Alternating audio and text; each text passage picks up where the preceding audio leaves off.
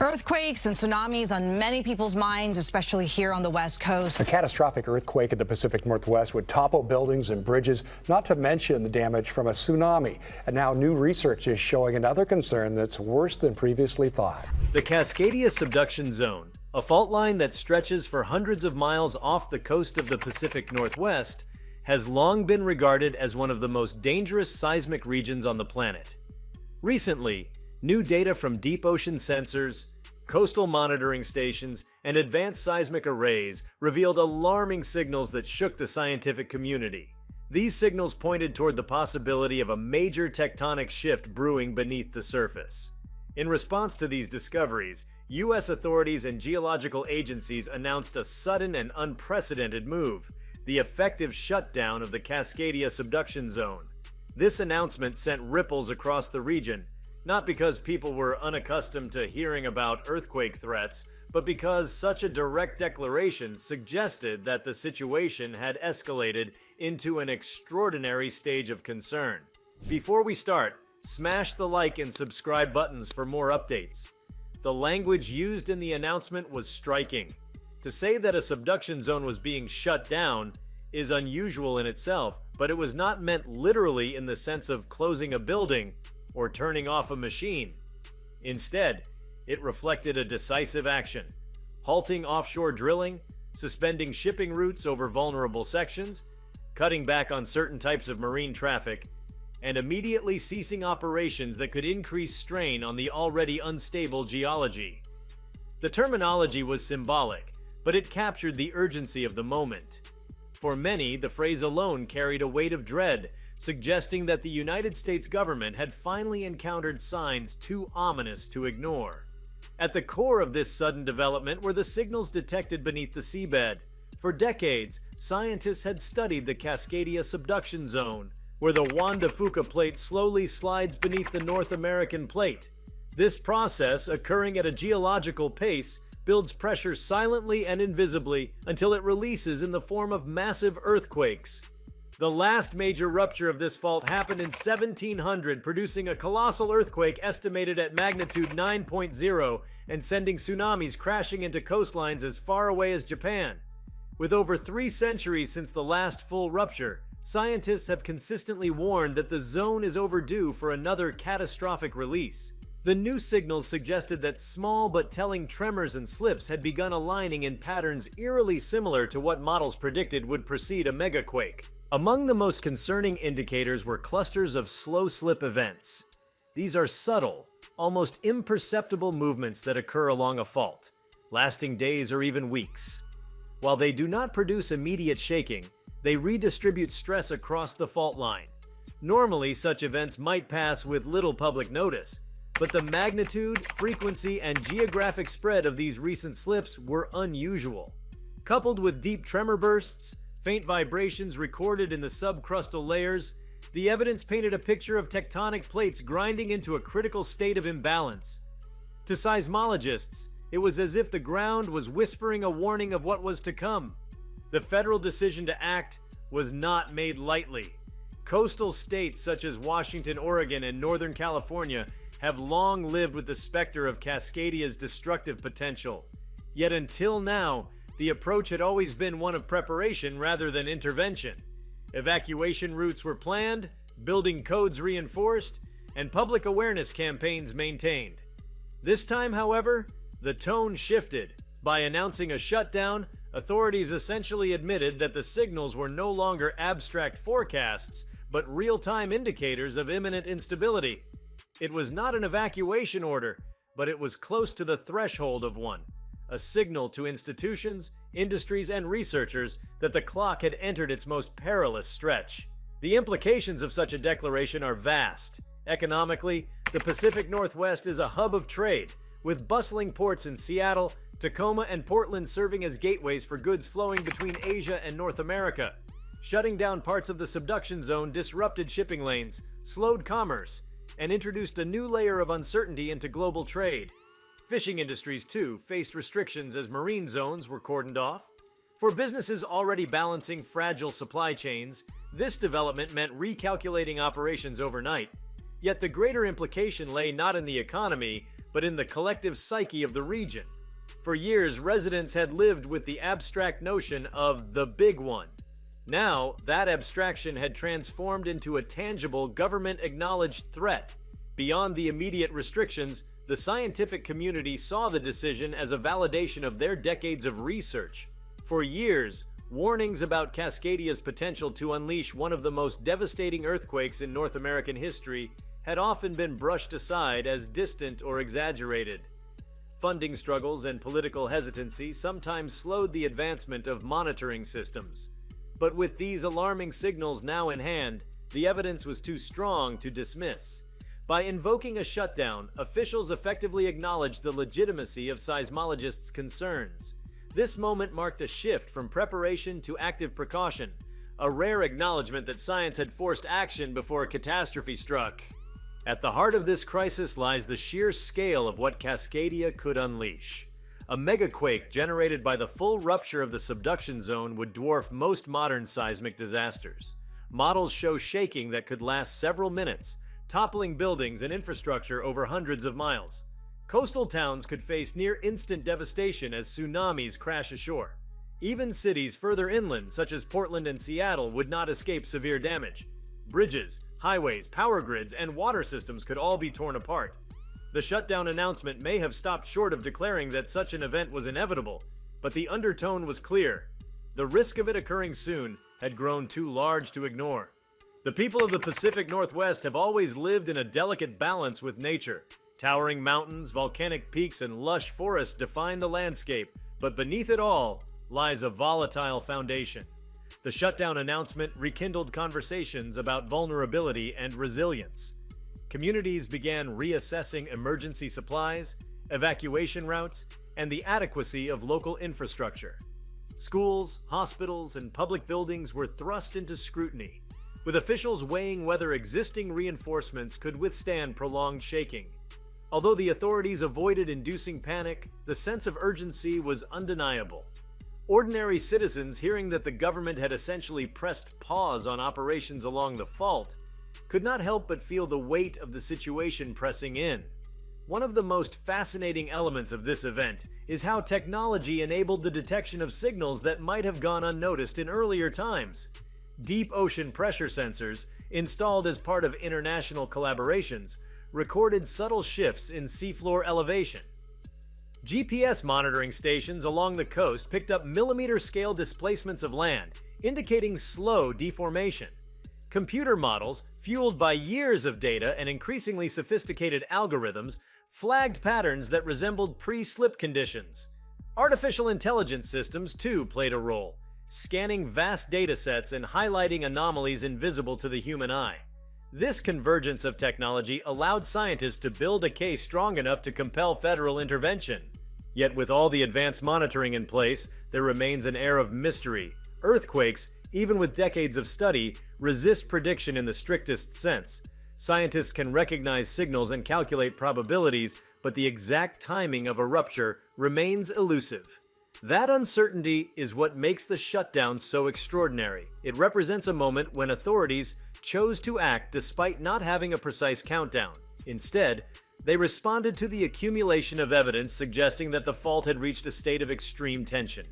This balance between certainty and uncertainty is a hallmark of seismic science, and it forces governments to make choices under conditions of profound ambiguity. The phrase "shutting down Cascadia" will likely enter history books as a moment when human institutions attempted to pause in the face of immense natural power. It raises philosophical questions as well. Can a nation ever truly shut down a tectonic process that has been unfolding for millions of years? Clearly not. But what the phrase captures is a human effort to impose order, to create a buffer of caution, and to recognize limits before disaster forces recognition. It reflects an acknowledgement that while earthquakes cannot be stopped, human activity in vulnerable regions can be slowed, giving people a better chance to prepare mentally, structurally, and logistically. For coastal residents, the shutdown carries a deep emotional weight. Many have grown accustomed to living with earthquake kits in their garages and memorized evacuation maps posted at beaches. Now, with federal action underscoring the danger, those preparations feel less like rituals and more like necessities. Families began reviewing safety plans with newfound seriousness. Conversations around dinner tables shifted toward questions of what to do when, not if, the shaking begins. Local leaders spoke with determination about resilience, but also with a sobering recognition that resilience has limits against forces as massive as a subduction zone rupture. The implications also extend beyond the United States. Canada, sharing the northern stretch of the Cascadia Subduction Zone along British Columbia, has equal stakes in its behavior. The shutdown, though a U.S. initiative, reverberated across the border, compelling Canadian agencies to reevaluate their own readiness. Globally, other nations with similar tectonic risks watched closely. Japan, for example, with its own history of devastating subduction earthquakes, took note of the American decision to treat signals as actionable evidence. The move set a precedent that other nations might one day follow. Better to act on uncertain warnings than to wait for certainty that comes too late. Another layer of significance lies in how this moment redefines public understanding of geology. For most people, tectonic processes are distant, abstract phenomena occurring deep underground. The shutdown transformed those processes into immediate concerns, forcing a confrontation with the fragility of human systems. It reminded people that cities' economies and lives are built on top of restless plates, always in motion, always accumulating tension.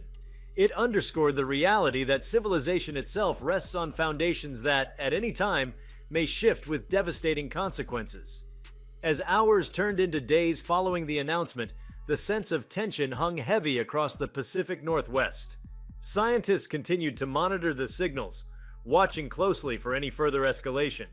Communities braced themselves in quiet ways, stocking supplies, reinforcing communication plans, and quietly acknowledging the possibility of upheaval. The shutdown did not mean the disaster had begun, but it did mean that the margin for complacency had evaporated. Every minor tremor, every unusual vibration carried new weight, as if the land itself had become a ticking clock. This event stands as a stark chapter in the ongoing story of human coexistence with seismic risk. The phrase "shutting down Cascadia" will echo in public memory, symbolizing the moment when nature's signals grew too loud to dismiss. The implications reach across communities, economies, and even national borders, reshaping how people think about safety, preparedness, and the fragility of the systems they depend upon. In the end, the decision reflects a profound truth. While humans cannot control the movements of tectonic plates, they can choose how to respond when those movements whisper warnings of catastrophe. The announcement of the shutdown of the Cascadia Subduction Zone resonated like a seismic wave through every layer of society, and the longer its implications were considered, the more dimensions emerged. Beyond the immediate disruption to industries and the public consciousness, the decision represented an extraordinary pivot in the relationship between science and governance. Never before had a geological zone been described as shut down, and that terminology alone sparked debates among policymakers, academics, and global observers. It was a phrase that indicated urgency, but it also revealed how language shapes perception of natural phenomena. For many, the phrase made the fault feel almost like a controllable entity, something that could be managed like infrastructure, even though everyone knew that tectonic plates cannot be halted by decree. Yet the choice of words served its purpose, capturing attention and leaving no doubt about the seriousness of the situation. This choice of language also had deeper cultural reverberations. The Pacific Northwest has long lived with stories, folklore, and warnings tied to the earthquake potential of its coasts and mountains. Native tribes in the region preserved oral histories of massive floods, ground-shaking events, and waves that swallowed forests. These stories, often regarded by earlier generations as myth, were later recognized by geologists as accurate accounts of past earthquakes and tsunamis. The shutdown announcement added a modern chapter to this legacy, one in which ancient warnings found their reflection in cutting-edge data. The intersection of tradition and technology underscored how knowledge accumulates across centuries, from the wisdom of observation to the precision of instruments. For the communities who had carried those ancestral memories, the federal declaration was not just a scientific notice, it was confirmation of truths passed down long before seismographs existed. Beyond the cultural layer, the psychological impact of the shutdown deepened as communities processed its meaning. To hear that a fault zone had reached such a critical level was to confront the fragility of everyday routines. People who had commuted daily on bridges spanning rivers began looking at those structures differently, imagining how they might sway or collapse during prolonged shaking. Coastal residents who once enjoyed serene ocean views now pictured the walls of water that might surge inland. Even inland towns, seemingly removed from the coast, recognized that their power lines, gas pipelines, and transportation systems were all tethered to coastal infrastructure that could be disabled in an instant. This awareness seeped into collective consciousness, altering the tone of conversations in workplaces, schools, and neighborhoods. It became impossible to separate ordinary life from the looming possibility that nature might upend it without warning. At the institutional level, universities and research centers immediately mobilized to expand their studies. Geophysicists, marine biologists, and atmospheric scientists began working in unprecedented collaboration, recognizing that Cascadia's instability would not only trigger ground shaking but also potentially reshape ecosystems. A megaquake could dislodge sediments along the seafloor, releasing long-buried carbon stores and disturbing marine life. It could alter river systems, force coastlines to sink, and create new wetlands where farmland once existed. For researchers, the shutdown was both a moment of validation and a call to accelerate their work. Grants were repurposed, laboratories prioritized, and cross-border collaborations intensified, particularly between US and Canadian institutions. Science had been catapulted into the center of public policy in a way rarely seen outside moments of crisis. The military, too, was drawn into the implications. With naval bases scattered across the Pacific Northwest, the Department of Defense had to contend with the vulnerability of its installations. Submarines, ships, and aircraft positioned in the region represented critical national security assets. A Cascadia rupture could devastate ports, sever communications, and disrupt defense logistics. The shutdown order was therefore not just a civilian precaution, but a matter of strategic resilience. Emergency drills were intensified, bases reviewed their hardening measures, and contingency plans were drafted for scenarios in which naval facilities might be rendered inoperable.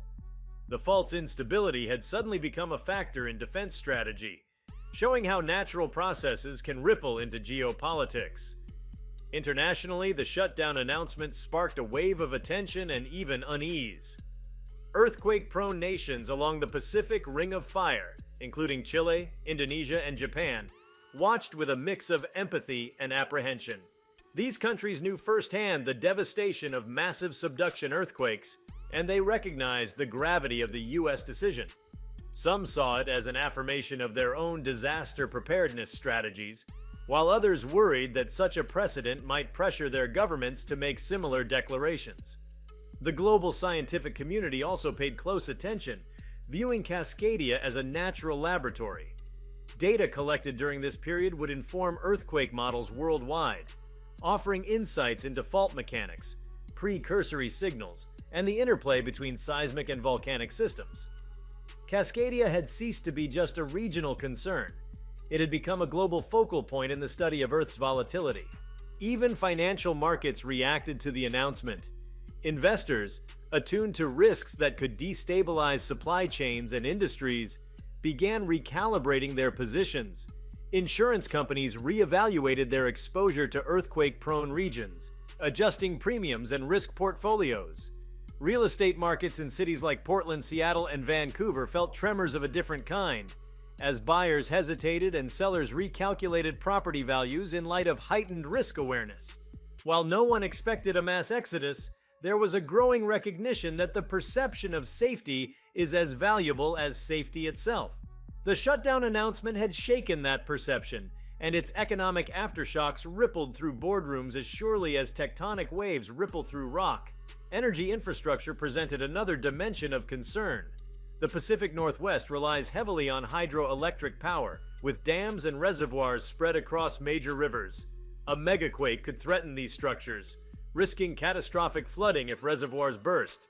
In addition, natural gas pipelines running along the coast and into urban centers became points of vulnerability. Authorities began reviewing safety protocols, reinforcing key systems, and preparing contingencies for widespread outages. The energy sector, often operating behind the scenes of public awareness, suddenly found itself thrust into the spotlight as communities asked whether their power would hold during and after a seismic crisis. The shutdown was a reminder that the invisible arteries of modern life, electricity, fuel, water, are deeply entangled with geological stability.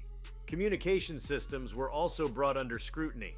Fiber optic cables crisscrossed the seafloor off the Pacific coast, carrying vast amounts of digital information between continents. A rupture along Cascadia could sever these cables, disrupting internet and telecommunications networks across North America. Satellites might provide backup, but the loss of undersea infrastructure would still create severe slowdowns and gaps. Governments and corporations alike began considering redundancies, from satellite relays to rerouted land-based networks. The fragility of global connectivity became a visible issue, highlighting how dependent the modern world is on unseen lines running across a restless Earth. If you liked this video, please give it a like and subscribe to our channel. Also, leave your comments below and tell us, what are your thoughts on US shutting down Cascadia Zone after alarming signals? We want to hear from you. Thank you for watching and see you next time.